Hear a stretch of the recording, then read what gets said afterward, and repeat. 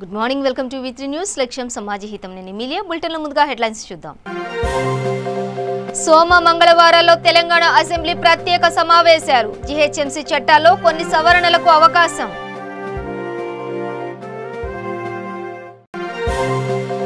విశాఖ జిల్లా గాజువాక అత్యాచార బాధితురాల్ని పరామర్శించిన టీడీపీ నిజ నిర్ధారణ కమిటీ. మహిళలపై అకృత్యాలు జరుగుతున్నా సీఎం జగన్ కు చీమ కుట్టినట్లయినా లేదన్న అనిత. చంద్రబాబు కోర్టుకెళ్లి సంక్షేమ పథకాలు ఆపే ప్రయత్నం చేస్తున్నారన్న మంత్రి బాలినేని శ్రీనివాసరెడ్డి. చంద్రబాబు హయాంలో కార్పొరేట్ విద్యా సంస్థలను ప్రోత్సహించారని మండిపాటు. విజయనగరం జిల్లాలో జగనన్న విద్యా కానుక కార్యక్రమం. విద్యా వైద్య రంగాలకు అధిక ప్రాధాన్యత ఇస్తున్నామన్న మంత్రి బొత్స సత్యనారాయణ. కేసీఆర్ ఎన్నికలను కలెక్షన్స్ గా మార్చారన్న కాంగ్రెస్ ఎంపీ రేవంత్ రెడ్డి. ఉద్యమంలో పోరాడిన రామలింగారెడ్డికి మంత్రి పదవి ఎందుకు ఇవ్వలేదని ప్రశ్న. ఇక డీటెయిల్స్ చూస్తే కేంద్ర మంత్రి లోక్ జనశక్తి పార్టీ నేత రామ్ విలాస్ పాస్వాన్ కన్నుమూశారు. కొంతకాలంగా అనారోగ్యంతో బాధపడుతున్న రామ్ విలాస్ పాస్వాన్ తుది శ్వాస విడిచారు. ఈ విషయాన్ని ఆయన కుమారుడు చిరాగ్ పాస్వాన్ వెల్లడించారు. పాస్వాన్ కు కొద్ది రోజుల క్రితం ఢిల్లీలో ఓ ఆసుపత్రిలో గుండెకు సంబంధించిన శస్త్రచికిత్స జరిగింది. అయితే ఇతర ఆరోగ్య సమస్యలు ఉండటంతో ఆయన చికిత్స పొందుతూ మరణించారు. దేశంలోని ప్రముఖ దళిత నాయకులు ఒకరిగా గుర్తింపు తెచ్చుకున్న రామ్ విలాస్ పాస్వాన్ 5 దశాబ్దాలకు పైగా క్రియాశీల రాజకీయాల్లో ఉన్నారు. రామ్ విలాస్ పాస్వాన్ 1969లో తొలిసారి బీహార్ అసెంబ్లీకి ఎన్నికయ్యారు. 5గురు మాజీ ప్రధానుల కేబినెట్లో ఆయన కేంద్ర మంత్రిగా సేవలందించారు. ఎమర్జెన్సీ సమయంలో జైలుకు వెళ్లి వచ్చిన రామ్ విలాస్ పాస్వాన్ 1977లో తొలిసారి పార్లమెంటుకు ఎన్నికయ్యారు. ఆ తర్వాత కూడా వరుసగా విజయాలు సాధించారు. 1989లో నాటి ప్రధాని పివి సింగ్ కేబినెట్లో కార్మిక సంక్షేమ శాఖ మంత్రిగా బాధ్యతలు స్వీకరించారు. ఆ తర్వాత ప్రధాని వాజ్పేయి మంత్రివర్గంలో కేంద్ర రైల్వే శాఖ మంత్రిగా విధులు నిర్వహించారు. 2000 సంవత్సరంలో జనతా దళ్ నుంచి బయటకు వచ్చిన రామ్ విలాస్ పాస్వాన్ లోక్ జనశక్తి పార్టీని ఏర్పాటు చేశారు. 2004 ఎన్నికల అనంతరం నాటి యూపీఏ ప్రభుత్వంలో చేరారు. కేంద్ర ఎరువులు రసాయనాల శాఖ మంత్రిగా విధులు నిర్వహించారు. 2009 ఎన్నికల్లో పరాజయం పాలైన పాస్వాన్ 2014 ఎన్నికల్లో విజయం సాధించిన అనంతరం ప్రధాని మోదీ కేబినెట్లో మంత్రి అయ్యారు. 2019 తర్వాత కూడా ఎన్డీఏలోనే కొనసాగుతూ మరోసారి మోదీ కేబినెట్లో మంత్రిగా చేరారు. రామ్ విలాస్ పాస్వాన్ మృతి పట్ల రాష్ట్రపతి రామ్నాథ్ కోవింద్, ప్రధాని నరేంద్ర మోదీ, కాంగ్రెస్ నేత రాహుల్ గాంధీ, రాష్ట్ర ముఖ్యమంత్రి కేసీఆర్, ఆంధ్రప్రదేశ్ ముఖ్యమంత్రి వైఎస్ జగన్మోహన్ రెడ్డి సహా పలువురు కీలక నేతలు సంతాపం తెలిపారు. ఆయన కుటుంబ సభ్యులకు, మద్దతుదారులకు తమ ప్రగాఢ సానుభూతి తెలిపారు. వచ్చే సోమ మంగళవారాల్లో తెలంగాణ అసెంబ్లీ ప్రత్యేక సమావేశాలు నిర్వహించాలని ప్రభుత్వం యోచిస్తోంది. జీహెచ్ఎంసీ చట్టాల్లో కొన్ని సవరణలు చేయడంతో పాటు హైకోర్టు సూచించిన మరికొన్ని అంశాల్లో చట్టాలు చేయాల్సి ఉంది. దీనికోసం అసెంబ్లీ సమావేశం మార్చాలని ప్రభుత్వం ఆలోచిస్తోంది. శుక్రవారం ఈ విషయంలో తుది నిర్ణయం తీసుకునే అవకాశం ఉంది. డిసెంబర్ చివరి వారంలోగా జీహెచ్ఎంసీ ఎన్నికలు పూర్తి చేయాలని రాష్ట్ర ఎన్నికల సంఘం భావిస్తోంది. దీనికి సంబంధించిన కసరత్తు కూడా ఇదివరకే పూర్తి చేసింది. ఈ ఎన్నికల్లో బ్యాలెట్ బాక్స్తో ఎన్నికలు జరపాలని నిర్ణయించింది. ఈ ఎన్నికలు నిర్వహించాలంటే కొన్ని చట్టాలు కూడా ప్రభుత్వం చేయాల్సి ఉంది. అందుకే 2 రోజుల పాటు అసెంబ్లీ సమావేశాలు నిర్వహించాలని ప్రభుత్వం భావిస్తోంది. దీనిపై శుక్రవారం ప్రకటన చేయనుంది.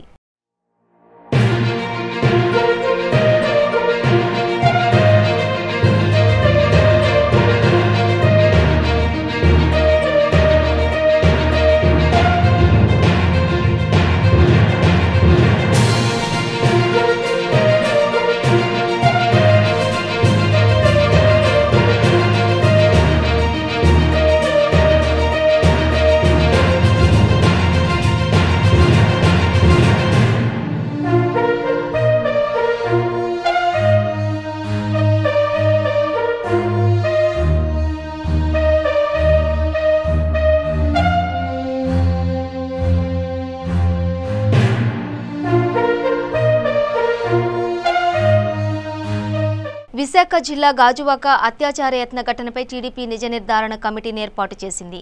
కమిటీ సభ్యులుగా ఆ పార్టీ నేతలు వంగల్పూడి అనిత, సుజాత, విజయ్ కుమార్, గోవిందలను నియమించింది. గాజువాకలో బాధిత కుటుంబ సభ్యులను పరామర్శించారు టీడీపీ నేతలు. నిందితులను రక్షించేందుకు వైసీపీ నేతలు ప్రయత్నించడం దుర్మార్గమని పేర్కొన్నారు. దళితులపై దాడులు, మహిళలపై ఆకృత్యాలు జరుగుతున్నా సీఎం జగన్ కు చీమ కుట్టినట్లు కూడా లేదని ధ్వజమెత్తారు.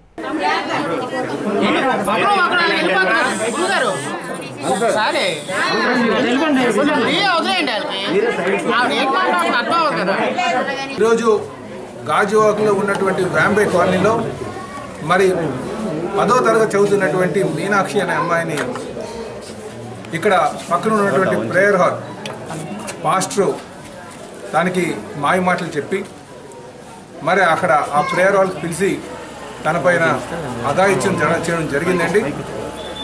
ఆ పాప వాళ్ళు ఇద్దరు అక్కలతో ఇద్దరు చెల్లెలతో ఆ పాప ఇక్కడ వాళ్ళ మేనత ఇంటికి రావడం ఆ పక్కన ఉన్నటువంటి పాస్టర్ దగ్గరికి ప్రేయర్ కోసం వెళ్ళడం జరిగింది. ఈ సంఘటనని మేము తీవ్రంగా ఖండిస్తున్నామండి.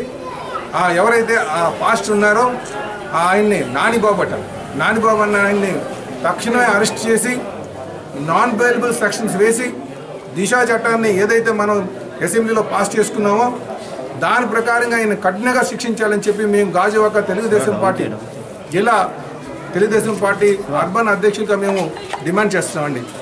ఈ సంఘటనలో మరి రాష్ట్ర మహిళా అధ్యక్షులు కూడా రావడం జరిగింది, అలాగే ఎస్సీసీఎల్ ప్రెసిడెంట్ కూడా రావడం జరిగిందండి. గాజువాకలో ఇది నిత్యకృత్యం అయిపోయింది. సంవత్సరాల కాలంలో వైఎస్ఆర్సీపీ గవర్నమెంట్ అధికారంలోకి వచ్చిన తర్వాత నుంచి చూసుకుంటే రోజుకొక అత్యాచారం కానీ, మహిళల మీద అత్యాచారాలు కానీ, దళితుల మీద దమనకాండ కానీ జరగడం అనేది నిత్యకృత్యం అయిపోయింది. అంటే ఓవరాల్ ఈ రోజు చూసుకుంటే గాజువాకలోని మీనాక్షి అని 10వ తరగతి చదువుతున్న అమ్మాయి ఒక దైవ కార్య నిమిత్తం అంటే ఒక చర్చిలో ఒక పాస్టర్ దగ్గర ఒక చర్చ్ చూసుకొని ప్రేయర్ చేసుకొని తిరిగి ఇంటికి వెళ్తున్న సమయంలో అంటే కంచె చేను వేస్తే అన్నట్టుగా ఆ పాస్టరే తిరిగి అమ్మాయిని వెనక్కి పిలిచి, ఒక పాస్టర్ గారు పిలిచారంటే ఒక తండ్రితో సమానం, ఒక దైవజనుడితో సమానం. అటువంటి వ్యవహారంలో అమ్మాయి వెనక్కి వెళ్ళిన తర్వాత ఆ అమ్మాయి మీద అఘాయిత్యం చేసే ప్రయత్నం చేయటం, దాన్ని వాళ్ళ తల్లిదండ్రులు చూడటం, అతన్ని కొట్టిన తర్వాత అతను కొట్టడం, వాటెవర్ మేబీ ఏం జరిగినప్పటికీ కూడా ఒక పాస్టర్ అనే వ్యక్తి ఈరోజు ఒక ఆడపిల్ల మీద, దట్టు ఒక చిన్న పిల్ల మీద తల్లి చనిపోయింది. మొన్న జూన్ నెలలో తల్లి చనిపోయింది. అంటే తల్లి చనిపోయి ఇంకా సంవత్సరం కూడా కాలేదు. అటువంటి బాధలో ఉన్న పిల్లకి ఒక దైవకంగా సాంత్వన చేకూర్చడం మానేసి ఆ అమ్మాయి మీద ఒక అత్యాచారం జరపడానికి కూడా సిద్ధపడ్డాడంటే అతను ఒక మృగంతో పోల్చుకోవాలి.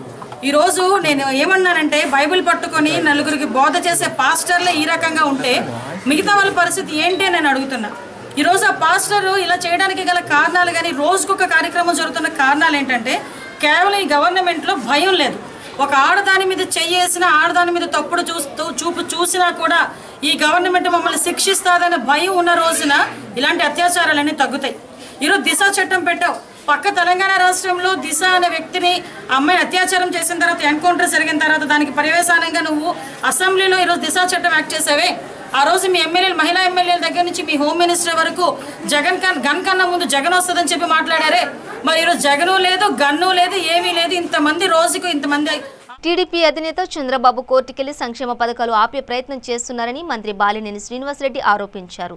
ప్రకాశం జిల్లా ఒంగోలులో జగనన్న విద్యా కానుక కార్యక్రమాన్ని ప్రారంభించిన మంత్రి బాలినేని విద్యార్థులకు కిట్లను అందించారు. అనంతరం నాడు నేడు కార్యక్రమంలో భాగంగా అభివృద్ధి చెందిన పాఠశాలను సందర్శించారు. అనంతరం మీడియాతో మాట్లాడుతూ ప్రభుత్వ పాఠశాలల్లో ఇంగ్లీష్ మీడియం అమలు కాకుండా అడ్డుకునేందుకు ప్రయత్నిస్తున్న చంద్రబాబు సిగ్గుపడాలన్నారు. చంద్రబాబు హయాంలో కార్పొరేట్ విద్యా సంస్థలను ప్రోత్సహించారని, పేద విద్యార్థులకు కార్పొరేట్ స్థాయి విద్య అందించడమే తమ ప్రయత్నమని బాలినేని శ్రీనివాసరెడ్డి తెలిపారు.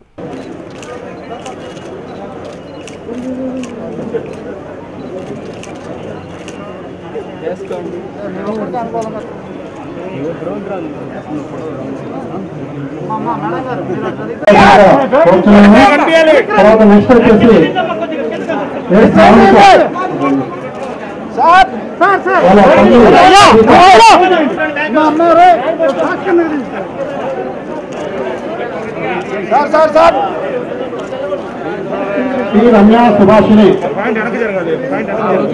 ఫిఫ్త్ క్లాస్ పాప. Next SK Kashi.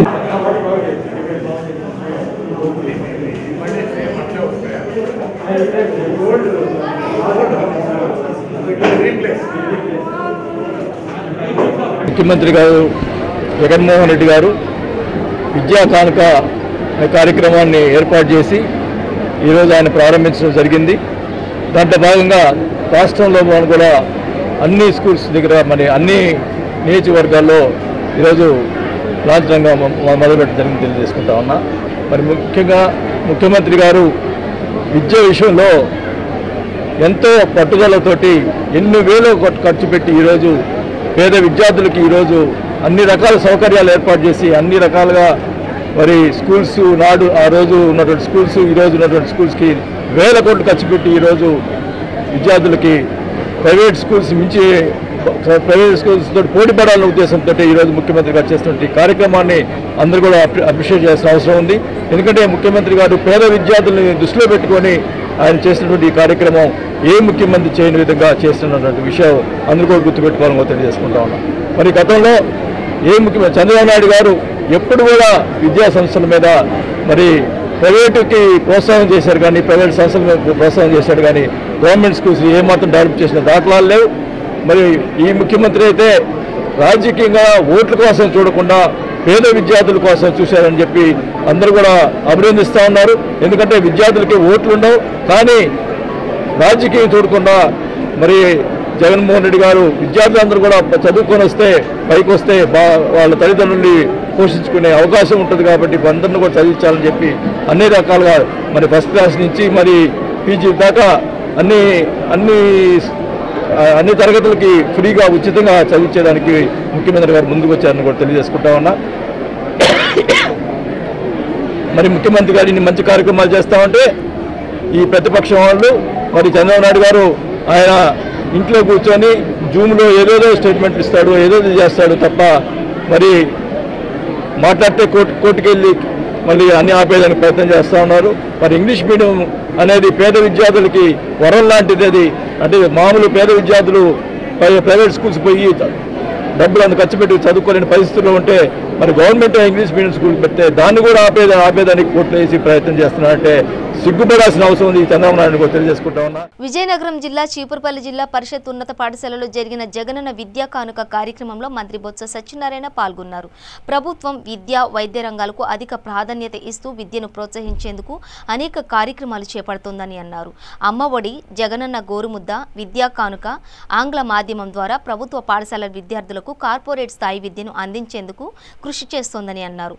విద్యతోనే పిల్లలకు భవిష్యత్తు ఉంటుందనే విషయాన్ని తల్లిదండ్రులు గుర్తించి ప్రభుత్వం అందిస్తున్న సౌకర్యాలు వినియోగించుకుని తమ పిల్లలను ప్రయోజకులుగా తీర్చిదిద్దాలని కోరారు.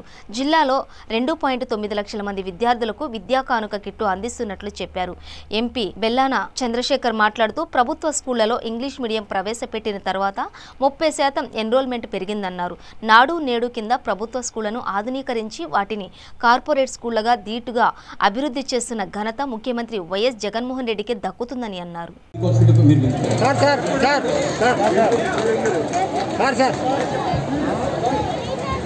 ఎంపీపీ స్కూల్ నుంచి రౌతు బెనీషా సిరి, షేక్ అరీషా బేగం, కందులు గురుచరణ్, తనుజ, బి అంజలి, శంకర భవానీ, పిల్ల మోహన్ సాయి చరణ్, పెనుమజ్జి మౌనిక, సిహెచ్ కళ్యాణి, దేశాల మానస. ప్రాథమిక పాఠశాలలో చదువుతున్న విద్యార్థులు, అలాగే హై స్కూల్లో చదువుతున్న విద్యార్థులు, హాస్టల్లో చదువుతున్న విద్యార్థులు, రెసిడెన్షియల్ స్కూల్లో చదువుతున్న విద్యార్థులు, ఒక్కొక్క యాజమాన్యం నుంచి ఒక్కొక్క విద్యార్థికి గౌరవ మంత్రివర్యులు చెప్పినట్టుగా కిట్లు అందుకోవాల్సిందిగా కోరుతున్నాం.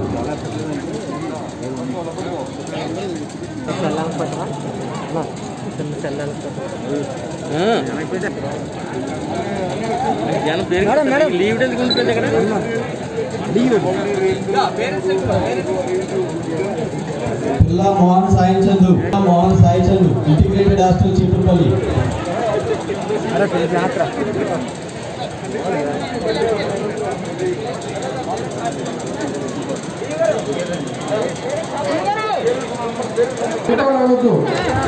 సార్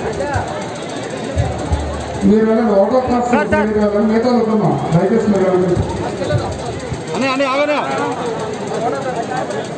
పశ్చిమ గోదావరి జిల్లా కొవ్వూరు నియోజకవర్గం కొవ్వూరు పట్టణంలోనున్న హైస్కూల్లో జరిగిన జగనన్న విద్యా కానుక కార్యక్రమంలో రాష్ట్ర స్త్రీ శిశు సంక్షేమ శాఖ మంత్రి తానేటి వనిత పాల్గొన్నారు. జగన్ గత పాదయాత్రలో ఇచ్చిన హామీలను అమలు చేసే విధంగా పాలన సాగుతోందని చెప్పారు. అదేవిధంగా పాఠశాలలో చదివే విద్యార్థులకు ఎలాంటి లోటు లేకుండా ఉండేలా జగన్ ప్రతిష్టాత్మకంగా జగనన్న విద్యా కానుక పథకాన్ని అమలు చేస్తున్నారని చెప్పారు.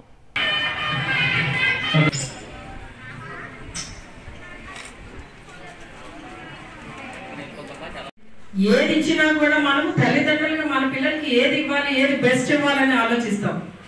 కానీ ఒక ముఖ్యమంత్రి స్థానంలో ఉండి ఒక మేనమామల మరి పిల్లలందరి కోసం ఆలోచించి ఇంత చక్కటి నిర్ణయాలు తీసుకుని పిల్లలందరినీ చదువుకునే దిశగా వాళ్ళని ఎంకరేజ్ చేయడం అనేది నాకు తెలిసి మన రాష్ట్రంలో ఇంతకు ముందు ఏ ముఖ్యమంత్రి కూడా ఈ విధంగా చేసలేరు. మరి ఇంత చక్కటి నిర్ణయాలు తీసుకుని పిల్లలందరినీ కూడా చదువు విషయంలో ప్రోత్సహించిన ఏకైక ముఖ్యమంత్రి మన జగనన్న అని చెప్పడానికి చాలా సంతోషంగా ఉంది. ఈ రోజున మేమందరం కూడా మన ఆయన ఆధ్వర్యంలో పనిచేయడానికి చాలా గర్వపడుతున్నాం. ప్రతి ఒక్కరం కూడా మీరు ఆలోచించాలి. ఈ రోజున మనకి ప్రభుత్వం నుండి వస్తున్న అవకాశాలు ఏవైతే ఉన్నాయో మన పిల్లల్ని చదివించడం కోసం, మన బ్రతుకులు మార్చడం కోసం, మన పిల్లల భవిష్యత్తు మార్చడం కోసం మరి జగనన్న తీసుకున్న నిర్ణయాలన్నీ కూడా మీరు చక్కగా అమలు చేసే విధంగా మీ బిడ్డలను ప్రోత్సహించండి. మీరు కూడా అమ్మఒడి పథకం ఎందుకు ఇచ్చారు, ఆ డబ్బులు ఎందుకు ఉపయోగించాలనేది మీరు కరెక్ట్గా పిల్లల కోసమే ఉపయోగించండి తప్ప వేరే వాటికి ఉపయోగించొద్దని తల్లిదండ్రులుగా మీకు ఒక సూచన చేస్తూ ఈ రోజున మరి ఇంత చక్కటి కార్యక్రమాన్ని ఏర్పాటు చేసిన ఈ స్కూల్ మరి హెడ్ మాస్టర్ గారికి, ఎంఈఓ గారికి, స్టాఫ్ అందరికీ కూడా ధన్యవాదాలు తెలియజేస్తూ మరి ఇక్కడికి విచ్చేసిన విద్యార్థులందరికీ కూడా నేను తెలియజేసేది ఏంటంటే మరి కోవిడ్ ఉంది కనుక మరి త్వరలోనే మీకు స్కూల్స్ స్టార్ట్ అవుతాయని ప్రభుత్వం నుండి ఒక సూచన వచ్చింది కనుక మరి దానికి మీరు ప్రిపేర్డ్గా ఉండండి. వచ్చేటప్పుడు వెళ్ళేటప్పుడు ఇక్కడ క్లాస్లో ఉండేటప్పుడు మీరు ఏ విధంగా జాగ్రత్తలు తీసుకోవాలన్నది మీకు అందరికీ ఇప్పటికే చాలా అవగాహన ఉంది. ప్రతి ఒక్కరు కూడా కంపల్సరీగా మాస్క్ ధరించండి. మాట్లాడేటప్పుడు తీసి మాట్లాడొద్దు. ఎదుటి వాళ్ళతో మాట్లాడేటప్పుడు భౌతిక దూరం పాటించండి. ఉన్న సమయంలో మీకు ఇక్కడ ఎంత సమయం కేటాయించారో స్కూల్లో అంత సమయం కూడా మీరు చాలా జాగ్రత్తగా ఉండండి. ఎందుకంటే ఈ కోవిడ్ని మీరు క్యారీ చేయడమే కాదు, మీ ఇంట్లో వాళ్ళందరికీ కూడా స్ప్రెడ్ చేయడానికి మీరే కారకులు అవుతారు కనుక దయచేసి ఇప్పటికే చాలా వరకు అందరికీ అవగాహన ఉంది ఈ కోవిడ్ గురించి. అందరూ కూడా తగు శ్రద్ధ తీసుకుని మరి స్కూల్స్ జరిగేటప్పుడు కూడా మీ ఎడ్యుకేషన్ విషయంలో కూడా మీరు శ్రద్ధ తీసుకోవాలని చెప్పి మీ అందరికీ తెలియజేస్తూ సెలవు తీసుకుంటున్నాను. కర్నూలు జిల్లా కోసిగి మండలం వందగల్లు విద్యుత్ ఆపరేటర్లు ఏకంగా విద్యుత్ సబ్స్టేషన్లోనే మందు తాగి పార్టీలు చేసుకున్నారు. ఓ విద్యుత్ ఆపరేటర్ అయితే విద్యుత్ సరఫరా అయ్యే చోటే తిష్టవేసి మద్యం తాగిన సంఘటన కర్నూలు జిల్లా కోసిగి మండలం వందగల్లు గ్రామంలో చోటు చేసుకుంది.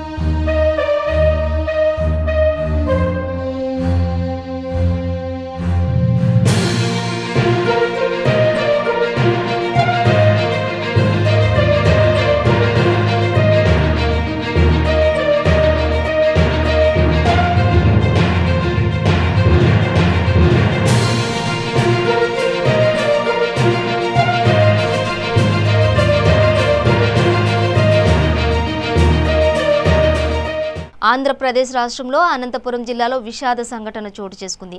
అనంతపురం జిల్లాలో భారీ వర్షాలు కురుస్తున్నాయి. దీంతో వరదలు పోటెత్తి ఉధృతంగా ప్రవహిస్తున్నాయి. జిల్లాలో గుత్తి మండలంలో ఉగ్రరూపం ప్రవహిస్తున్న వరద ఓ బాలుడు గల్లంతయ్యాడు. దీంతో అధికారులు విస్తృతంగా గాలింపు చర్యలు చేపట్టారు. తమ కుమారుడు వాగులో గల్లంతు కావడంతో కుటుంబ సభ్యులు కన్నీరు మున్నీరుగా విలపిస్తున్నారు.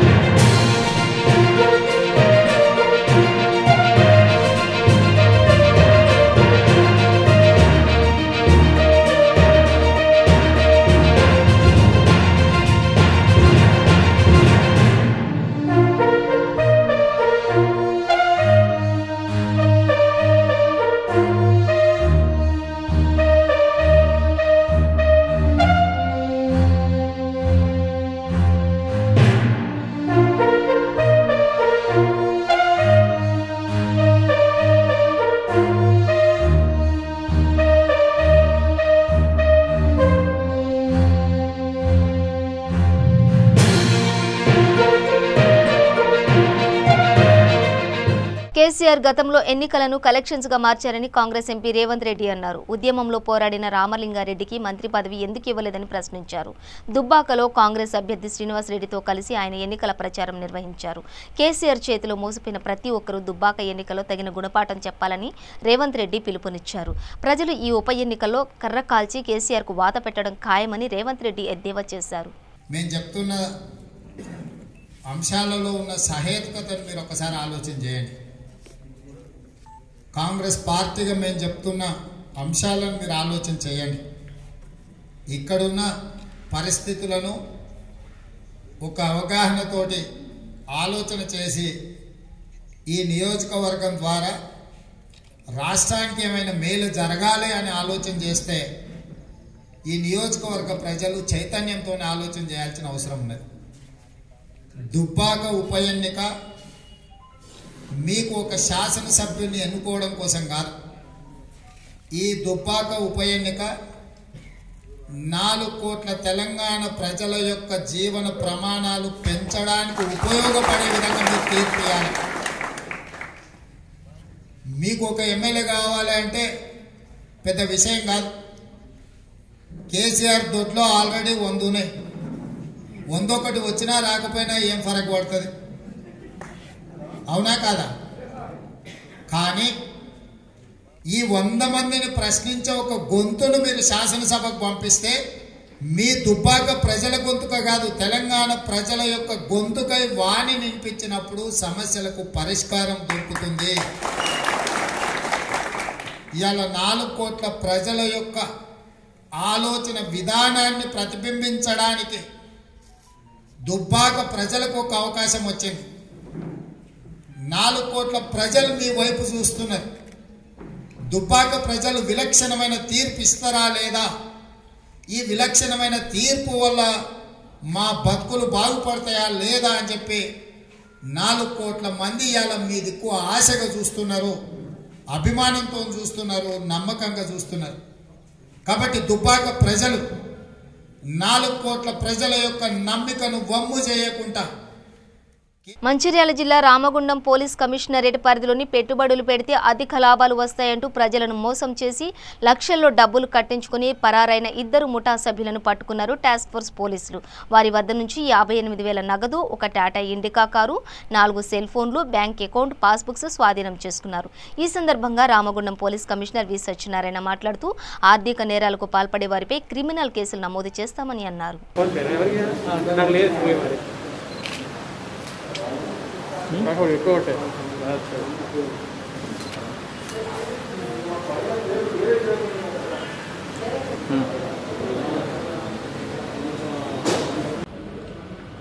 సో వివరాల్లోకి వెళ్తే మల్టీ లెవెల్ మార్కెటింగ్ గొలుసు కట్టు మోసం అనేది ఇటీవల కాలంలో చాలా ప్రాబల్యంగా, ముఖ్యంగా టౌన్స్ని మోసం చేసేవాళ్ళు, టౌన్లో ఉన్న ప్రజల్ని, మధ్యతరగతి, దిగువ మధ్యతరగతి, పేదరికంలో ఉన్న వాళ్ళందరినీ వాళ్ళ మోసపూరితమైన మాటలతో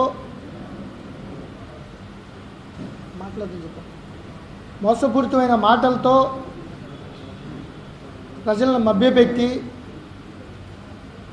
వాళ్ళ దగ్గర నుంచి డబ్బులు కాజేసి పబ్బం గడుపుకునే గ్యాంగ్స్ అనేకమైనవి తయారైంది. గతంలో కూడా చాలామంది పోలీసులు చాలా కేసులు పట్టుకోవడం జరిగింది. ఇటీవల ఆసిఫాబాద్లో కూడా అక్కడ మారుమూల ట్రైబల్స్ను కూడా వాళ్ళు వదిలే పరిస్థితి లేదు. సో ఆ మల్టీ లెవెల్ మార్కెటింగ్ గొలుసు కట్టు విధానంలో రకరకాల మోడల్స్లు వాళ్ళు అవలంబిస్తున్నారు. వీళ్ళందరూ కూడా టీం తయారు చేసుకుని ఈ యొక్క గ్యాంగ్ని పట్టుకోవడం జరిగింది. దీంట్లో ప్రధానమైన సూత్రధారులు మంచిర్యాలకు చెందిన కమలాకర్, అట్లాగే బెంగళూరు చెందిన రాజు గోస్వామి. వీళ్ళు ఇప్పటి వరకు 44 లక్షల రూపాయల మోసానికి ఈ గ్రామీణ ప్రాంతానికి సంబంధించిన ప్రజల్ని మోసం చేశారు. మంచిర్యాల జిల్లా లక్షెట్టిపేటలో జరుగుతున్న ధరణి ఇంటింటి సర్వేలో అధికారులు పనితీరు మంచిర్యాల జిల్లా కలెక్టర్ భారతి హోళీకేరి ఆకస్మికంగా తనిఖీ చేశారు. ఈ సందర్భంగా సర్వేల్లో అధికారులు అలసత్వం వహిస్తున్నారని, అజాగ్రత్త వహిస్తున్నారని, ఇలా చేస్తే నిర్దేశించిన సమయానికి సర్వే ఎలా పూర్తి చేశారని అధికారులపై ఆగ్రహం వ్యక్తం చేశారు. అనంతరం మార్కెట్ యార్డ్లో నిర్మిస్తున్న రైతు వేదిక పనులను పరిశీలించి రైతు వేదిక నిర్మాణం వేగంగా పెంచాలని, పనులు సరైన సమయంలో పూర్తి చేసేలా లేరని సంబంధిత అధికారులపై ఆగ్రహం వ్యక్తం చేశారు.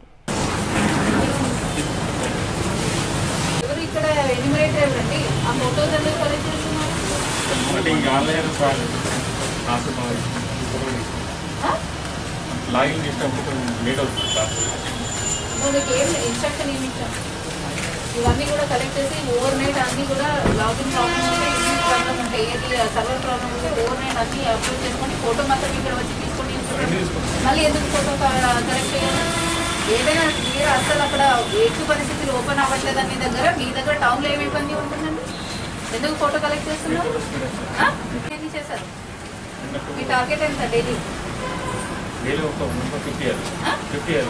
నేను ఒక్కరిది అడగట్లేదు, మీ మున్సిపాలిటీ టార్గెట్ అడుగుతున్నాను. మున్సిపల్ టార్గెట్ ఎంత? రోజుకి ఎన్ని అవ్వాలి? టార్గెట్ కూడా ఎంత తెలీదా? నేను ఏం అడుగుతున్నాను?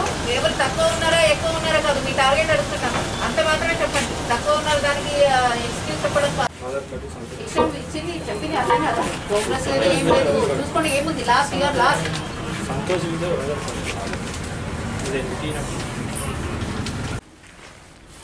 ఏంటమ్మా ఈరోజు ఏం పని జరుగుతుంది ఇక్కడ? ఎందుకు ముందే ఆర్డర్ తెప్పించలేదు? రూఫ్కి ఫ్లోర్కి ముందే ఎందుకు అవన్నీ ట్రైల్స్ ఎందుకు తెప్పించలేదు? మీరు చెప్పడానికి ఉన్నట్టున్నారు. మీకు చెప్పే బదులు మేమే డైరెక్ట్గా చెప్పింటే వచ్చేదా?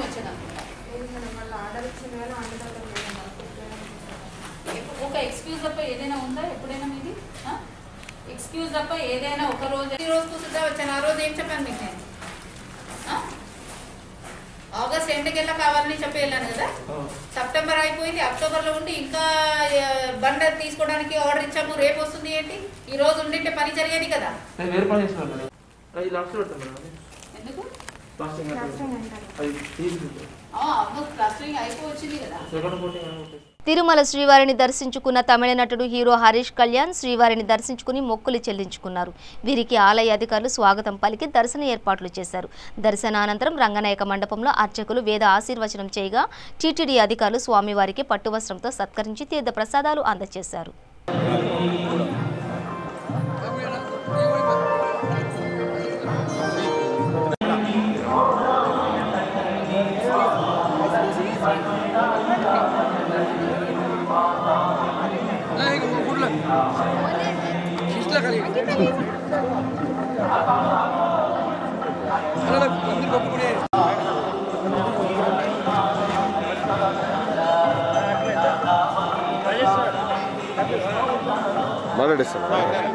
బులెటిన్ ముగించే ముందు హెడ్లైన్స్ మరోసారి. సోమ మంగళవారాల్లో తెలంగాణ అసెంబ్లీ ప్రత్యేక సమావేశాలు. జీహెచ్ఎంసీ చట్టాల్లో కొన్ని సవరణలకు అవకాశం.